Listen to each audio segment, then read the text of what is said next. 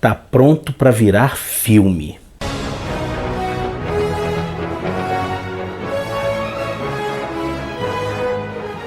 Olá, bem-vindo ao Fantasma Brasil. Uma das minhas histórias prediletas do fantasma é The Mysterious Ambassador. Foi a 85ª aventura diária do fantasma e foi publicada entre outubro de 1962 e junho de 1963, trazendo o roteiro de Lee Falk e a arte de Cy Berry.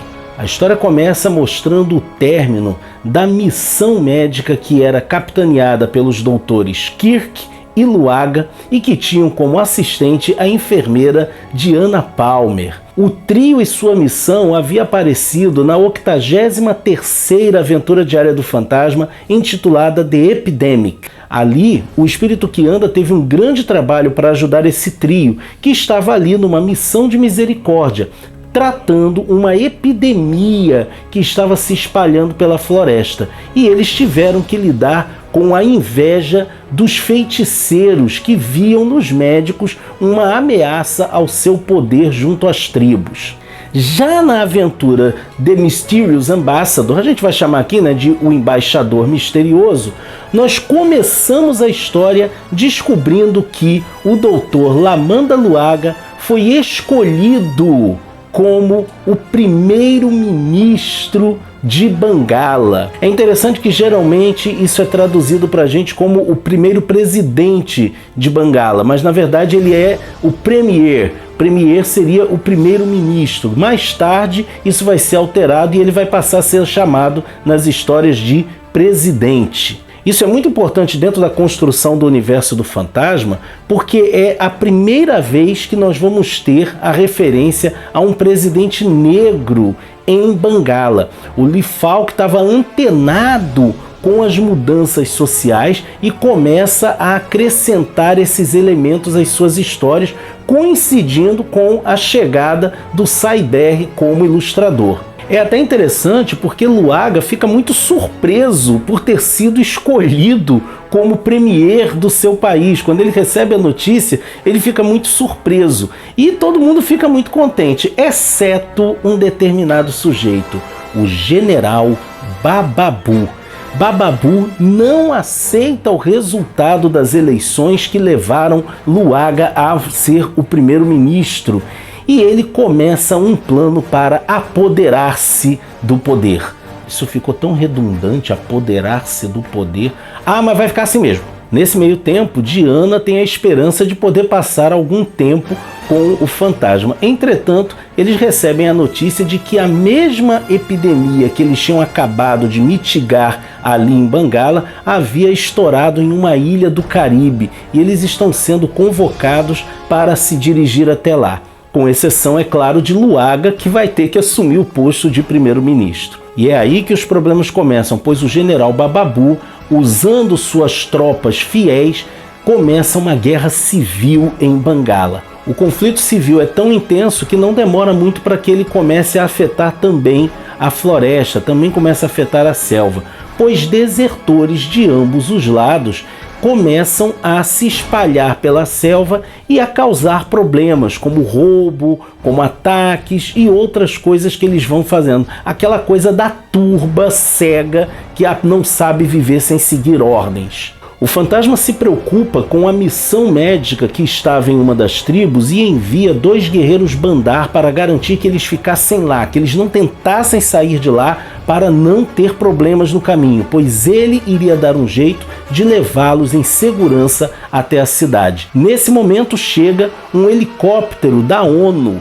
com a missão de ir resgatar a equipe médica, bem como o Dr. Lamanda Luaga. Enquanto o fantasma e os nativos estão capturando os desertores usando armadilhas comuns da selva, armadilhas antigas, os pilotos da ONU vão falar com o general Bababu e vão avisar a ele que vão buscar a equipe médica. O general Bababu se faz de bom moço, inclusive diante das câmeras. Ele tem aquela aparência de um homem virtuoso. Me lembra até os poemas intitulados Cartas Chilenas, do Tomás Antônio Gonzaga, onde ele critica o fanfarrão Minésio, quando ele diz: aquele Doroteu que não é santo, mas quer fazer-se santo aos olhos dos outros homens. É uma coisa muito parecida, gente. Até mesmo a imprensa cai um pouco na lábia do general Bababu.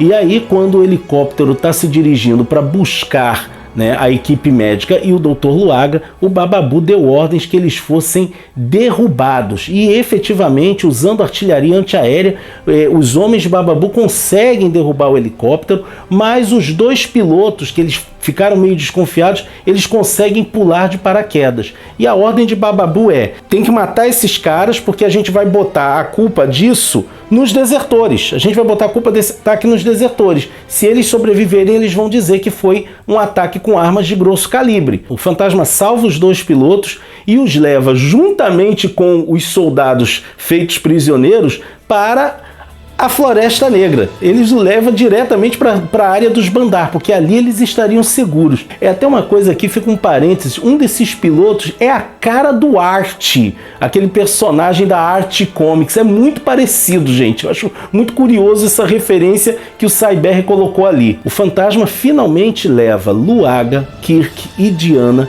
para a Floresta Negra, onde eles vão ficar em segurança. O plano do fantasma é muito simples. Primeiro, ele vai cuidar para que Kirk e Diana saiam de Bangala para que eles possam se ver livres e cumprir a sua missão em outro lugar.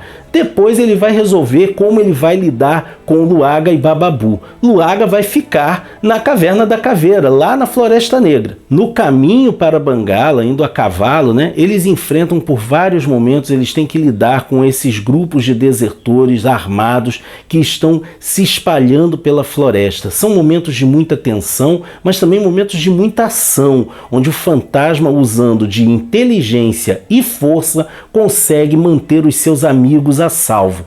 No final das contas, eles alugam um barco e vão de barco até Bangala. Ele sabia que do meio do caminho eles seriam parados por algum tipo de barreira mandada colocar no rio pelo Bababu, porque o velho Joe avisou isso a ele. Mas ele tinha um plano. Depois de navegar alguns quilômetros sob a proteção dos soldados de Bababu, o fantasma finalmente age e os tira de combate. Eles pulam no meio do caminho e deixam o barco seguir sozinho. E é aí que Bababu começa a ficar assustado, pois os soldados que chegam lá estão com a marca da caveira. A gente acaba descobrindo nesse momento que Bababu era jovem quando saiu da floresta para ganhar o mundo, mas algumas superstições ele ainda mantém. Ele já ouviu falar no fantasma. Ele tenta dizer que é bobagem, mas ele começa a ficar com medo. A ONU chega inclusive a enviar um dos seus embaixadores, o Dr. Carey, para tentar negociar com Bababu. E o Carey percebe que Bababu é um tirano com fumos de general e de comandante, quando na verdade ele é apenas um valentão, um fanfarrão. E Carey sabe que é impossível negociar com esse tipo de gente. Para poder movimentar-se um pouco mais livremente, o fantasma deixa Diana, Kirk e os dois pilotos com um pequeno aldeão, que tinha uma fazendinha, né, ali nos arredores da cidade, enquanto ele vai à frente. Esse aldeão esconde os amigos do fantasma no porão de sua casa, mas infelizmente eles são encontrados pelos soldados de Bababu, que os levam diretamente ao general. A intenção do general Bababu é arrancar deles a localização de Luaga, nem que seja na base da tortura. O fantasma, nesse meio tempo, procurou o Dr. Carey, procurou o embaixador Carey para pedir-lhe ajuda, para dizer que tinha como auxiliar na chegada dos pilotos e da equipe médica. É quando o fantasma vê os soldados de Bababu levando o fazendeiro para ser executado, e é claro que ele não ia permitir que esse seu amigo sofresse nas mãos desses valentões. Dali, eles rumam diretamente para a tenda de campo do general Bababu, que nesse momento estava interrogando os prisioneiros, e ele ameaça torturá-los com chibatadas. O Fantasma e o Dr. Carey, juntamente com seguranças da ONU, chegam até o local e o Fantasma literalmente abre caminho entre os soldados de Bababu que não queriam deixá-los passar. E eles entram na tenda exatamente no instante em que iriam começar a chicotear Diana. A intervenção do Fantasma e dos soldados da ONU é rápida e decisiva. E quando Bababu tenta ganhar as coisas no grito, a voz irada do Fantasma, aquela que faz gelar o sangue das feras, deixa ele pianinho. Eles saem dali e o Fantasma ainda avisa para Bababu que ele iria voltar. E ele quebra a mesa de Bababu com um soco e deixa ali a marca da caveira. Bababu ainda manda carros de combate atrás do comboio da ONU, mas eles conseguem chegar ao aeroporto antes de ser alcançados e nós temos um momento em que o Fantasma muito rapidamente se despede de Diana e desaparece no meio da multidão. O tempo vai passando e, embora Bababu estivesse no poder, ele sabia que ele jamais teria o reconhecimento necessário enquanto ele não conseguisse acabar com o Luaga. Então ele manda que suas tropas vasculhem as aldeias na selva. O Fantasma instrui os chefes a não tentar lutar contra essas tropas, mas a recebê-las sempre com flores, recebê-las com amizade, para dessa forma não criar conflitos, porque ele iria lidar com Bababu no momento adequado. O único lugar onde as tropas de Bababu não têm coragem de ir é justamente na Floresta Negra, porque a maioria desses homens são também nativos de Bangala e todos temem a Floresta Negra e os seus pigmeus de flechas envenenadas. Os meses passam e a ONU está muito preocupada com o que fazer na situação em Bangala. Eles teriam que de repente fazer uma intervenção com tropas, o que teria um custo muito alto de recursos e de vidas humanas principalmente. Então, sob sugestão do embaixador Carey, eles resolvem nomear como emissário o Sr. Walker. E enviam um cabograma, um telegrama para a caixa postal número 7 em Mauitã, a caixa que pertence ao misterioso Sr. Walker. E eles botam assim na nota que mandaram para ele: você está apontado como o emissário oficial para restaurar o Dr. Luaga ao seu lugar de direito. Rapaz, agora o homem está agindo com a chancela da ONU, né? Ele manda uma simples resposta para o chefe da ONU: eu aceito. Cara de poucas palavras e muita ação. O general Bababu vê que o povo não aceita ele como seu comandante, até porque o povo não o elegeu. Ele tem ali aquele apoio de um grupo de soldados armados, mas ele não tem a chancela da maioria da população. E além disso, ele vai ficando cada vez mais paranoico. A preocupação dele com Luaga e com aquele misterioso homem que deixou a marca da caveira na sua mesa, ele tem todas aquelas superstições da infância voltando. Será que aquele sujeito era realmente o Fantasma? Não se sentindo seguro no palácio presidencial, porque é muito grande, é muito amplo, muito aberto, Bababu resolve ir para uma tenda de campanha. E é o grande erro que ele comete, porque ele achou que estando ali cercado por 200 mil soldados, ele estaria a salvo. Ele até poderia estar a salvo de um exército comum, mas ele jamais estaria a salvo da justiça do Fantasma. O Fantasma retira Bababu do campo e o leva para a Floresta Negra para que ele seja julgado pelos chefes da selva. Durante a discussão, o Fantasma expõe aos chefes como funcionava a questão das eleições na cidade. Os chefes não entendem muito daquilo, afinal de contas eles são mantenedores da velha ordem, em que homens fortes eram quem deveriam comandar. Até tem uma frase que é repetida ao longo dessa história, né? Aquele que governa como a raposa vai ter a morte de um cão. A raposa, como esse bicho traiçoeiro, covarde, né? Ele acaba tendo a morte de um cão, que é uma coisa assim indigna, um negócio assim. E Bababu clama pelo direito de afirmar o seu poder pelos velhos métodos da selva, ou seja, uma luta. Um dos chefes reconhece o Dr. Luaga e fala assim: você não é Lamanda Luaga dos Longo? E Luaga confirma que ele era um dos Longo. Então os chefes falam, deixa os dois lutarem. O fantasma não quer isso, porque afinal de contas ele conhece o Luaga como um médico, né? Um homem de ciência, um homem do conhecimento, enquanto que Bababu é um assassino treinado, é um lutador treinado, é um valentão, é um homem violento. Mas os chefes dizem, você pediu a nossa opinião, fantasma, deixa a maneira antiga decidir. E quando o fantasma pensa em intervir, o próprio Luaga se manifesta e diz, deixe que eu aceito lutar, Nós estamos na selva, então nós vamos agir à maneira da justiça da selva. Sob o olhar preocupado do fantasma, um dos chefes diz para ele, confia em nós, fantasma, confia na gente, espírito que anda.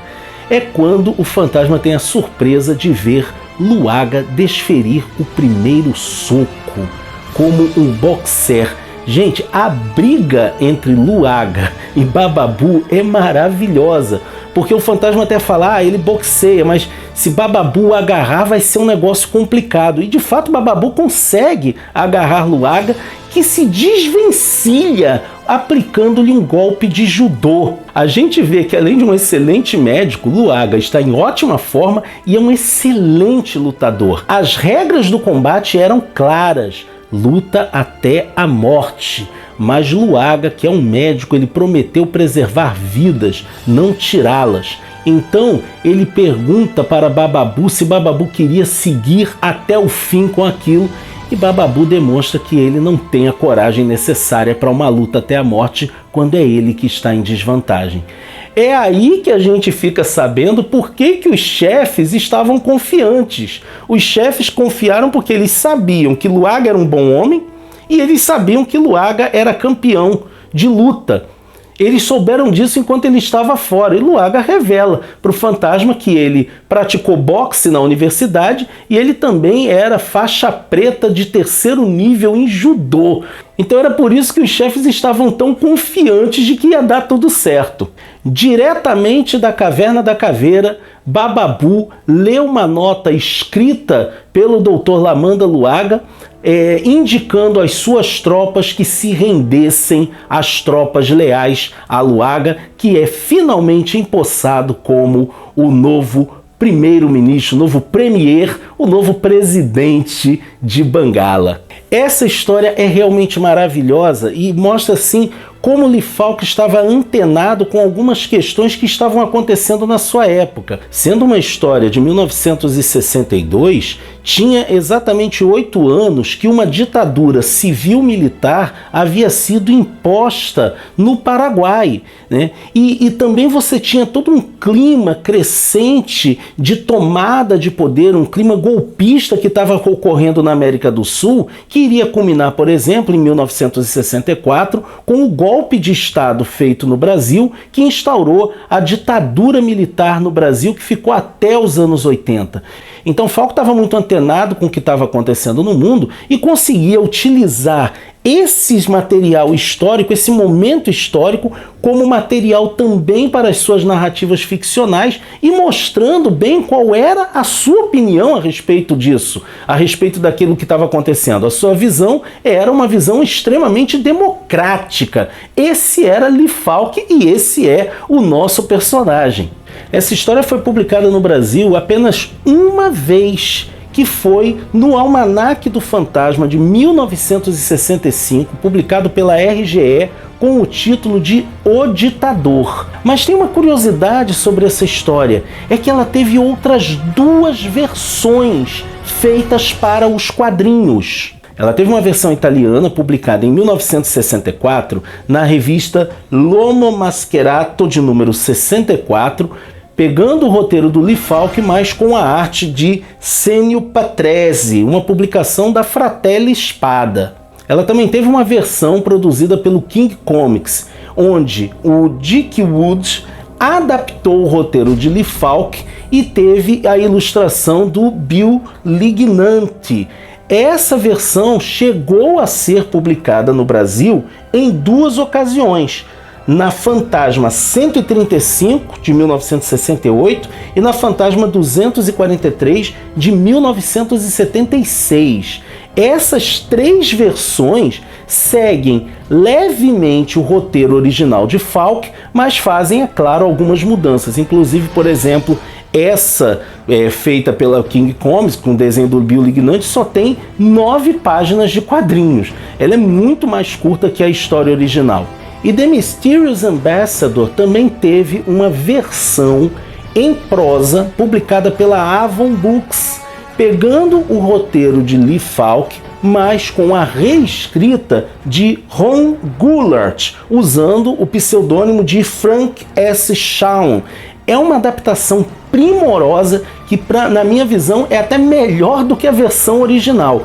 Mas o que é muito bacana nessa história é como ela é bem escrita. Ela tem muita ação, nós vemos o fantasma em todo o seu poder atuando para restaurar o regime democrático em Bangala. É realmente maravilhoso e como faz falta um fantasma hoje em dia. Como essa história só foi publicada uma vez aqui no Brasil, tem muita gente que não a conhece, mas para nossa sorte ela está sendo republicada agora no ônibus Cyber que a Mito está trazendo. Então vai ser também uma oportunidade para quem ainda não leu essa história conhecer uma das melhores aventuras do espírito que anda. Se você gostou do nosso vídeo, não deixe de curtir e compartilhar nas redes sociais. Não deixe também de continuar ajudando o nosso canalzinho fazendo suas compras na Amazon pelo link do Fantasma Brasil que fica aqui na descrição do vídeo. E não deixe também de se inscrever no nosso canal e de nos acompanhar nas redes sociais, Facebook, Instagram e Twitter, porque assim você continua por dentro de tudo o que acontece no fascinante universo do espírito que anda, ok? Vejo você por aí, hein?